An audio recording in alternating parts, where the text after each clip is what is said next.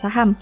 Pada video ini, kita akan bahas satu topik dengan judul Dividen 5 saham ini mengejutkan di tahun 2021. Untuk itu, simak video ini sampai habis ya, agar mendapat pemahaman yang utuh.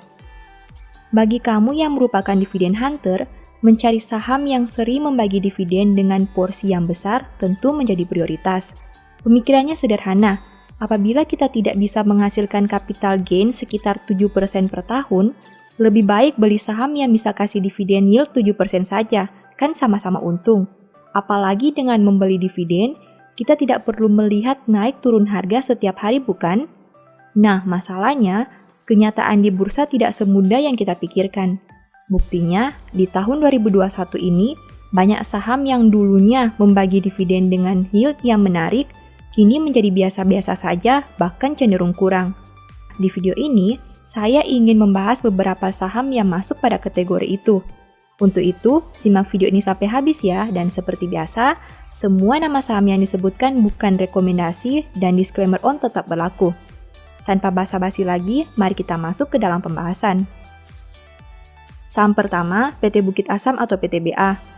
Di tahun 2020, saham ini membagi dividen per share sebanyak Rp326,46. Namun di tahun 2021, perusahaan hanya membagi dividen per share sebanyak Rp74,69. Artinya, terjadi penurunan jumlah dividen sekitar minus 77,12%. Jika membandingkan dengan harga saham 2.420, yield perusahaan di tahun 2020 bisa mencapai 13,49%. Namun di tahun 2021, dengan harga yang sama, yield yang dihasilkan hanya 3,09%. Artinya terjadi penurunan persentase sekitar minus 10,40%.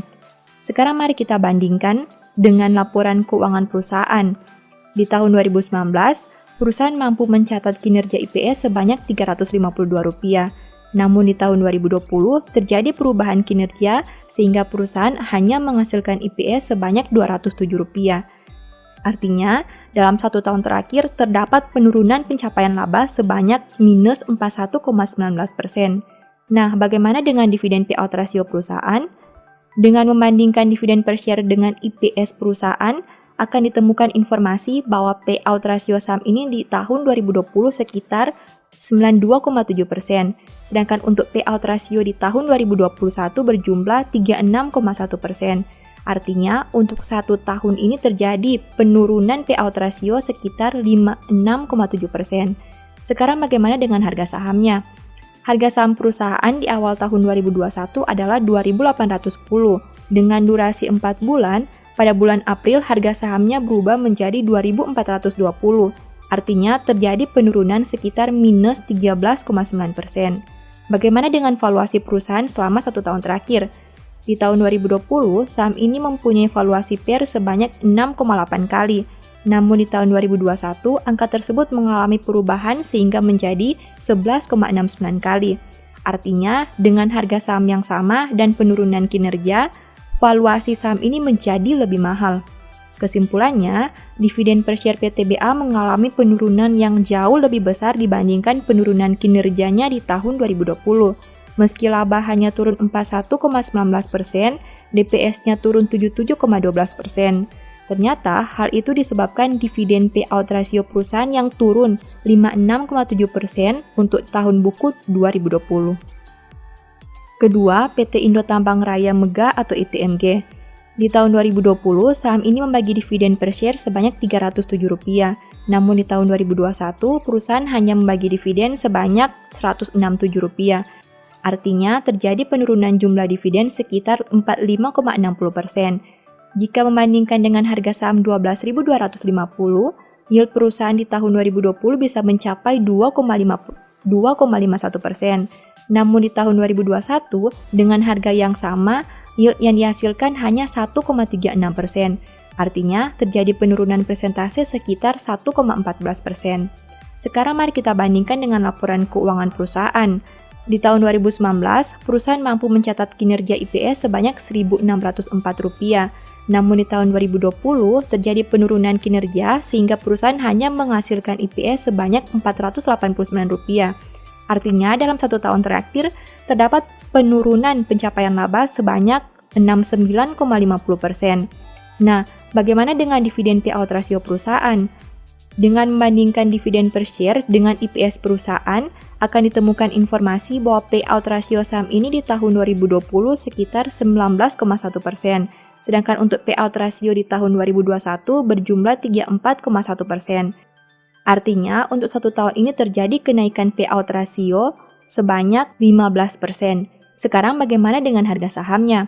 Harga saham perusahaan di awal tahun 2021 adalah 13.800. Dengan durasi 4 bulan, pada bulan April, harga sahamnya berubah menjadi 12.250.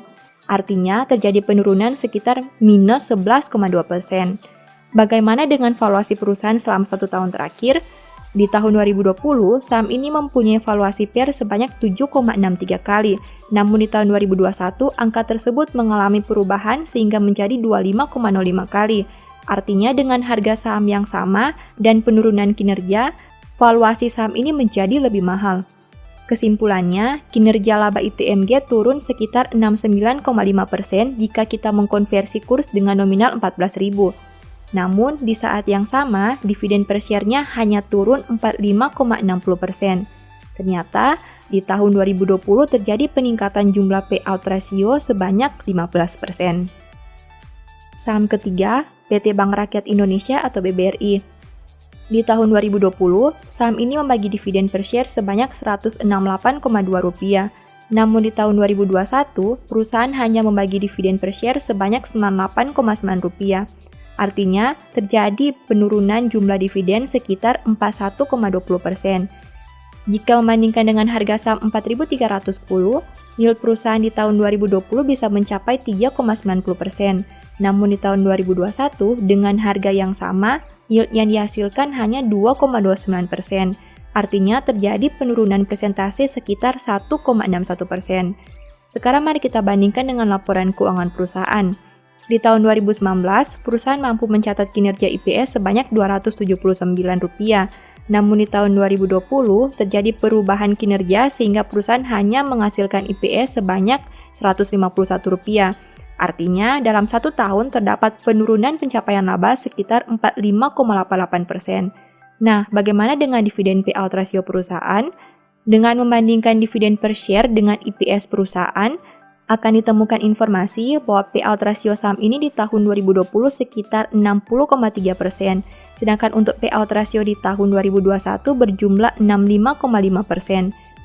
Artinya, untuk 1 tahun ini terjadi perubahan payout rasio sekitar 5,2%. Sekarang bagaimana dengan harga sahamnya?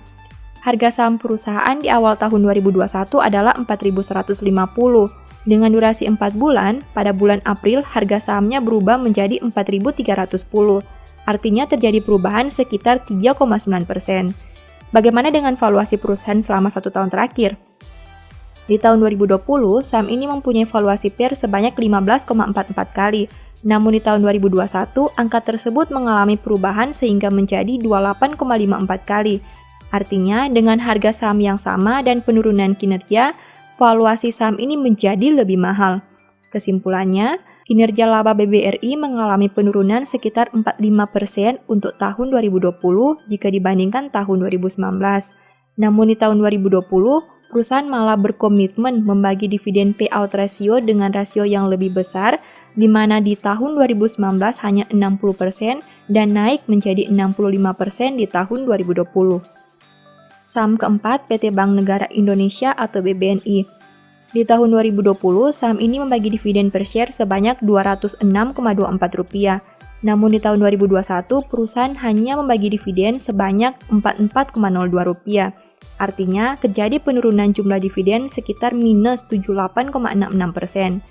Jika membandingkan dengan harga saham Rp5.925, yield perusahaan di tahun 2020 bisa mencapai 3,48%. Namun di tahun 2021, dengan harga yang sama, yield yang dihasilkan hanya 0,74%. Artinya, terjadi penurunan persentase sekitar 2,74%.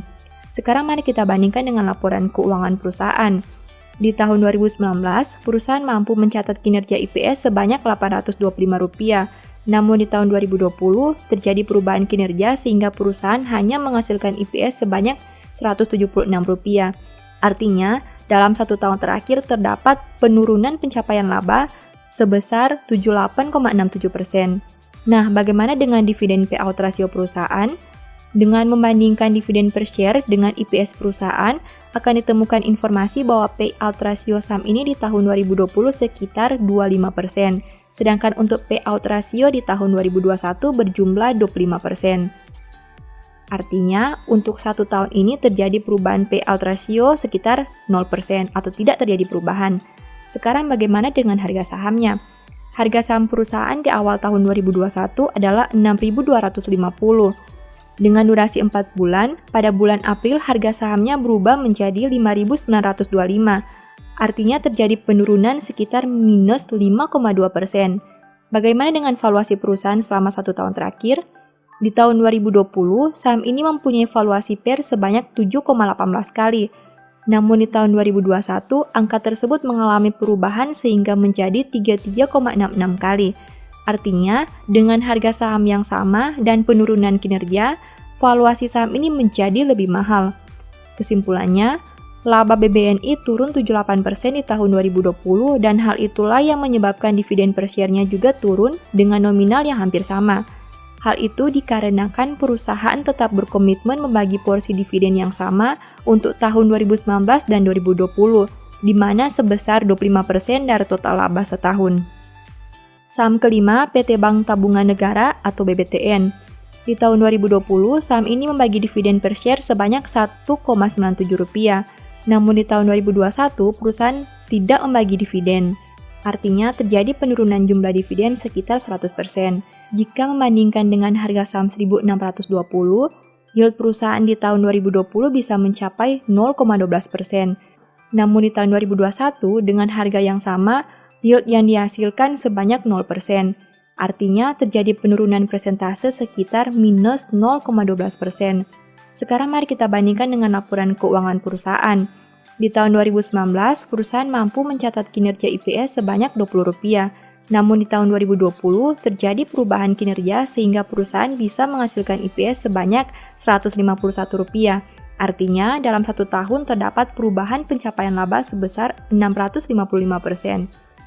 Artinya, dalam 1 tahun terdapat kenaikan pencapaian laba sebesar 655%. Nah, bagaimana dengan dividen payout rasio perusahaan? Dengan membandingkan dividen per share dengan EPS perusahaan, akan ditemukan informasi bahwa payout rasio saham ini di tahun 2020 sekitar 9,9%. Sedangkan untuk payout rasio di tahun 2021 berjumlah 0%. Artinya, untuk 1 tahun ini terjadi perubahan payout rasio sekitar minus 9,9%. Harga saham perusahaan di awal tahun 2021 adalah 1.735. Dengan durasi 4 bulan, pada bulan April harga sahamnya berubah menjadi 1.620. Artinya, terjadi penurunan sekitar 6,6%. Bagaimana dengan valuasi perusahaan ini selama 1 tahun terakhir? Di tahun 2020, saham ini mempunyai valuasi PER sebanyak 81 kali. Namun di tahun 2021, angka tersebut mengalami perubahan sehingga menjadi 10,72 kali. Artinya, dengan harga saham yang sama dan kenaikan kinerja, valuasi saham ini menjadi lebih murah di tahun 2021. Kesimpulannya, saham ini mencatat kinerja yang bertolak belakang, di mana pada tahun 2020 malah mengalami kenaikan laba sebanyak 655%. Namun anehnya, di tahun tersebut perusahaan malah tidak membagi dividen sama sekali. Di tahun 2019 juga perusahaan hanya membagi dividen dengan payout rasio yang cukup rendah, di mana hanya sekitar 9,9% saja. Di akhir video ini, saya mau menyampaikan bahwa Baca Saham mempunyai 2 e-book saham yang mungkin saja bisa berguna bagi kamu. Pertama, The Stock Market, di mana berisi panduan bagaimana menganalisa fundamental dan laporan keuangan perusahaan dengan akurat, menentukan harga beli dan jual yang tepat, serta money management dalam membeli saham. Kedua, Analysis Report, di mana merupakan e-book 3 bulanan yang ditulis berdasarkan laporan keuangan perusahaan yang terupdate, memuat berbagai informasi mendetail mengenai fundamental dan kinerja perusahaan, baik itu informasi umum, anak usaha, manajemen, sekilas perusahaan, beda laporan keuangan, analisa neraca dan laba rugi, dan sampai menentukan harga beli dan jual yang ideal. Singkatnya, stock market merupakan cara bagaimana menganalisa, dan analysis report merupakan hasil analisa yang sudah Mimin lakukan. Apabila ingin melakukan pembelian, silakan DM saja di Instagram @bacasaham atau chat di nomor WA yang tercantum. Sebagai penutup, saya mau mengutip satu statement yang semoga bisa menjadi semangat bagi teman-teman. Orang yang jujur dilepaskan oleh kebenarannya, tetapi pengkhianat tertangkap oleh hawa nafsunya. Thank you.